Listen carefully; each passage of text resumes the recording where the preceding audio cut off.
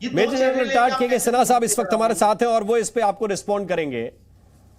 सिन्हा साहब, अब एक नया प्रोपेगेंडा गढ़ने की कोशिश है और उसमें यह है कि हमास के पीछे तो आप खड़े हैं। जी हाँ, जय हिंद। देखिए राम मोहन साहब, ये जो हमारे पाकिस्तान के गेस्ट हैं, सबीना को सुना, डॉक्टर राजा साहब को अभी सुन रहे हैं। ये लोग तो पाकिस्तान की जनता तो कह रही है कुफर का बेड़ा गर्क कर दिया। हाँ, वो तो भारत के जो विजय हुआ, जो भारत जीता, उसके साथ खड़े हैं। मोहम्मद रिजवान जो क्रिकेट के माने जाते हैं कि पाकिस्तान क्रिकेट के हैं, तो वो सोच के साथ रखते हैं क्योंकि वो इस्टेब्लिशमेंट का हिस्सा हो जाते हैं। चाहे वो इनके जो भी ख्वाहिश रखते हैं कि सारे के सारे प्राइम मिनिस्टर बन जाएंगे, आज नहीं तो कल। तो ये लोग तो हमास को तो छोड़िए, जहाँ से आईसिस, अलकायदा, जहाँ से सामान लाइदन की लास्ट ये होती है, उसका जो स्ट्रेटजिक लोकेशन होता है जहाँ से वो अपना पूरा चलाता है, लश्कर तोयबा, हिजबुल मुजाहिदीन, जैसे मोहम्मद, आप नाम लीजिए ना, जितने भी ये दहशतगर्दी के जो ये हैं, वो वहाँ कहाँ से निकलता है? इसी पाकिस्तान से ना, एपी सेंटर ऑफ टेररिज्म। तो मुझे बड़ा कुछ ऐसा नहीं आश्चर्य होता कि पाकिस्तान, ये तो मेरे को उठाएंगे, मैं स्ट्रेटजिक एक्सपर्ट हूं, तो मैं आंख बंद करके बता दूंगा किस तरह ये खड़े होंगे। ये सारे के सारे आपके पैनल में बैठे हुए आज हमास के साथ खड़े हैं, फिर कहेंगे इंडिया ने दे दिया। इंडिया भी तो देता है ना, आईसिस को भी दिया, अलकायदा को भी खड़ा कर दिया था, उसके जैसे मोहम्मद भी दी, इंडिया से ही चलती है।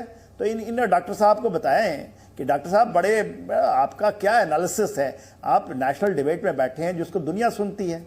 अभी देखिए, आज तक इन्होंने इजराइल को ये नहीं किया है रिकॉग्नाइज। 1948 में जब उसने अपने को डिक्लेयर किया, 1950 में इंडिया ने उसको रिकॉग्नाइज कर दिया, 92 में हमारे पास उनकी एम्बेसी है, पूरे हमारी चीजें चलती हैं। आज तक पाकिस्तान ने इजराइल को नहीं रिकॉग्नाइज किया है। हाँ, फिलिस्तीनियों के आड़ में फिलिस्तीन है क्या चीज? ये लोग अरब के वो लोग हैं जिनकी अपनी कोई जमीन नहीं है।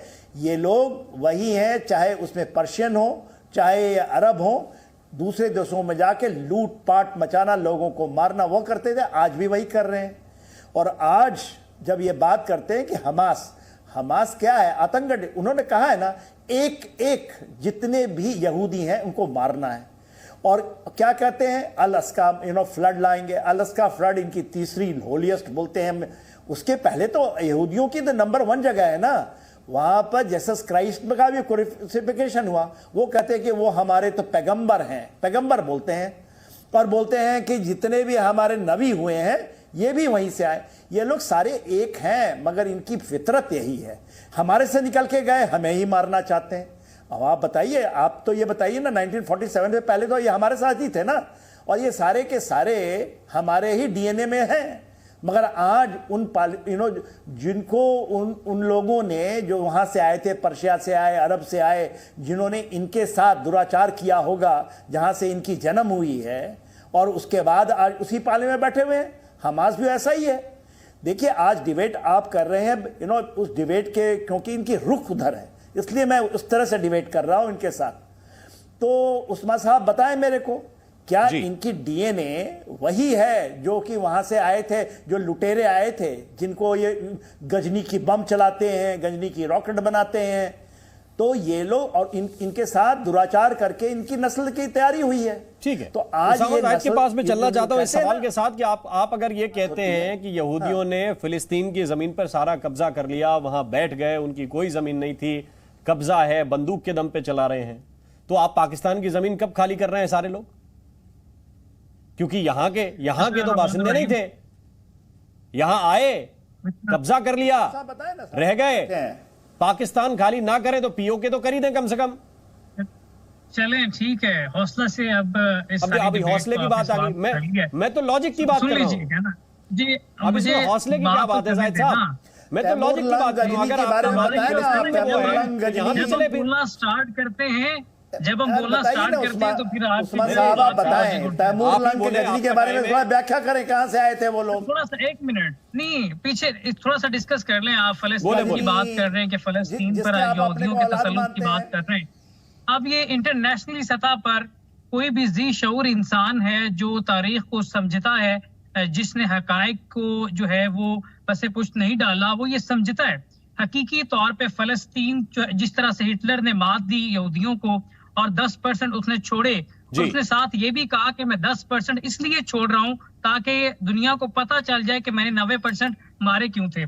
तब ये जहां इनको अमेरिका ने कोई पनाह नहीं दी, तमाम ममालिक ने रिजेक्ट कर दिया यहूदियों को, तो एक जहाज लेकर फलस्तीन जाके पहुंचे हैं, पनाह मांगी उन्होंने वहां पे, पनाह मांगी, छोटी सी पनाह मांगी। आज उन्होंने पूरा रियासत बना ली है। Sorry to use these word, मगर ये ऐसे लोग जिनको 2 पैसे की अक्ल नहीं है उनको अब डिबेट में ले आते हैं। इनको इतिहास पता नहीं। हिटलर ने 90% मार दिए, 10% इसलिए छोड़ दिए कि वो दुनिया को बताए। ये यहूदी के नफरत से भरे हुए हैं, ये यहूदी के नफरत से भरे हुए हैं। इनको सोचने की शक्ति खत्म हो चुकी है। ये यहूदी के नफरत में इतने खत्म हो, सारी टेक्नोलॉजी यहूदी की इस्तेमाल करते हैं, सारी टेक्नोलॉजी यहूदी की इस्तेमाल करते हैं और यहूदियों को गालियां देते हैं। ये छोड़ दीजिए, ये नेट पे आना, ये यहूदी की टेक्नोलॉजी है। जो फेसबुक पे लगे होते हैं वो यहूदी की टेक्नोलॉजी है। सब तो यहूदी का इस्तेमाल करते हैं और फिर आके यहूदी के खिलाफ बात करते हैं। बेगैरत लोग हैं आप लोग। उन्होंने वहां पर औरतों की इज्जतों को तार तार किया, बिल्कुल नफरत करते हैं उनसे। उन्होंने फलस्तीनियों का हक छीना, उन्होंने वहां पर बच्चों का कत्लेआम किया, वहां पर दहशतगर्दी की इंतहा कर दी। हम इसलिए नफरत करते हैं, हमारे ईमान का हिस्सा है यहूदियों से नफरत करना, क्योंकि उन्होंने हमेशा से हक छीना है, उसी पैदाइशी का हिस्सा है ना साहब। सुन लिया जी, 1 मिनट, मैं उसामा जाहिद को लेकर साहब आप बड़ा वैलिड पॉइंट उठा रहे हैं, लेकिन उसामा जाहिद मुझे बताएं, मुझे बताएं उसामा जाहिद 1 मिनट, अगर आपका लॉजिक ये है, मुझे बताएं कि कितनी पीढ़ियों पहले आप लोग कन्वर्ट हुए, कितनी पीढ़ियों पहले कन्वर्ट हुए, और पहले क्या थे? वो तलवार के जोर पे हुए? गजनी के औलाद हैं सब हमारी। हमारी जो नस्ल है, हम शेर शाह सूरी की औलाद है, और जो वो अच्छे तरीके से जानते हैं। हम हमारे बावजूद इंडिया से हिजरत करके पाकिस्तान पहुंचे थे, लेकिन मसला ये नहीं है कि कौन से कहां पे मसला ये है कि आप अभी जो इजराइल को लॉजिक दे रहे हैं वो इसलिए दे रहे हैं कि ये आप 100 साल पहले की कहानी सुना रहे हैं, 150 साल पहले की कहानी सुना रहे हैं हिटलर वाली, और आपकी कहानी 300, 400, 500 साल पुरानी है। लेकिन लॉजिक तो वही हुआ ना उसामा जाहिद। देखिए ना, कोई कहानी 400 साल पुरानी है, कोई 150 साल पुरानी है, लेकिन लॉजिक पे आएंगे तो वहीं खड़ा होना पड़ेगा कि जमीन खाली करनी पड़ेगी। आपकी अपनी जमीन नहीं है इसका मतलब। हमारे नजदीक एक नाजायज रियासत है इसराइल, जिसका वजूद नहीं है। हम आज भी पाकिस्तान के पासपोर्ट पे लिखा हुआ है कि हम इसराइल का, ये पासपोर्ट इसराइल के अलावा तमाम रियासतों के लिए वैलिड है। हम आज भी नहीं मानते, क्योंकि हमारा ये ईमान है कि रियासत है। पाकिस्तान अगर चाहे तो वो तो इंडिया को भी नाजायज घोषित कर दे, भारत को भी कर दे, लेकिन आपके चाहने से क्या होता है? केवल पाकिस्तान ने अगर मान लिया तो इजराइल क्या दुनिया के नक्शे पे नहीं है क्या? वो रहेगा नक्शे पे। उनके प्राइम मिनिस्टर अमेरिका भी जा रहे हैं, रशिया से भी संबंध रख रहे हैं, इंडिया से भी रख रहे हैं, चाइना से भी रख रहे हैं, उनकी एम्बेसी तमाम जगह पे है। क्या पाकिस्तान में कोई चीज ना होना दुनिया में एग्जिस्टेंस नहीं होगा क्या उसका? शायद आप थोड़ा सा भूल रहे हैं। पाकिस्तान की अगर आप बात करते हैं कि पाकिस्तान एक तहरीक थी, 2 कौमी नजरिया था, और हमने कुर्बानियां देकर, आपने जिस तरह से जो ट्रेनें भर के लाशों की भेजी हैं पाकिस्तान, हमने कुर्बानियां देकर एक रियासत ली है। लेकिन जो फलस्तीन और इसराइल की बात है, इसराइल एक नाजायज रियासत है, उन्होंने खून करके छीना है। देकर पाकिस्तान नहीं बना, कुर्बानी दी थी तो कुर्बानी देकर पाकिस्तान नहीं बना बॉस। जान ली है आपने सैकड़ों हजारों लोगों की, जिनके कराची और लाहौर में बड़ी बड़ी फैक्ट्रीज, बड़े बड़े घर थे, उनको रातों रात उनके परिवारों को कत्ल कर दिया गया। और उसका फर्क आप जानते हो उसामा जाहिद?